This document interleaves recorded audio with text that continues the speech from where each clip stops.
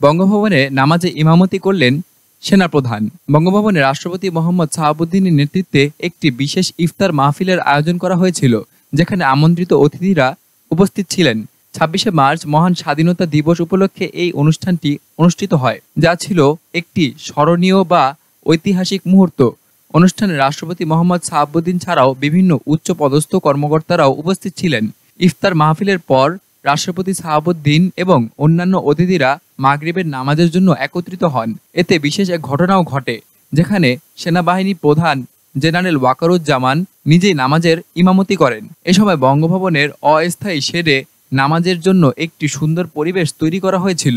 একটি ধারণকৃত ছবিতে দেখা যায় রাষ্ট্রপতি মোহাম্মদ শাহাবুদ্দিন ইমামের পিছনে একটি চেয়ারে বসে নামাজ আদায় করছেন। এই মুহূর্তটি ছিল অত্যন্ত ধর্মীয় এবং ঐতিহাসিক। ইমামতি করার জন্য সেনাপ্রধানের উপস্থিতি প্রমাণ করে যে তিনি শুধু সেনাবাহিনীর একজন দক্ষ নেতা নন, বরং একটি অত্যন্ত ধর্মীয় দায়িত্বেও নিজেকে জড়িত রাখেন।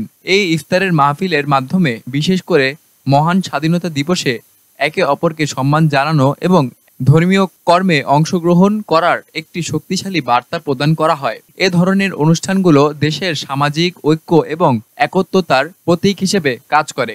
এছাড়া নামাজে অংশগ্রহণকারী অন্যান্য অতিথিরাও অত্যন্ত পবিত্রভাবে নামাজ আদায় করেন, যা অনুষ্ঠানটির ধর্মীয় গুরুত্বকে আরও বৃদ্ধি করেছে। বিশেষত এ ধরনের অনুষ্ঠানে রাষ্ট্রপতি, সেনাপ্রধান এবং অন্যান্য অতিথির একত্রিত হওয়া দেশের ঐতিহ্য, ধর্মীয় সংস্কৃতি এবং জাতীয় ঐক্যকে শক্তিশালী করে। এভাবে বঙ্গভবনে অনুষ্ঠিত এই নামাজ এবং ইফতার মাহফিলটি শুধু একটি ধর্মীয় আচার ছিল না, বরং দেশের স্বাধীনতা, ঐতিহ্য এবং একতার নিদর্শন হিসাবে দেখা যাবে বলে অনেকেই মনে করছেন।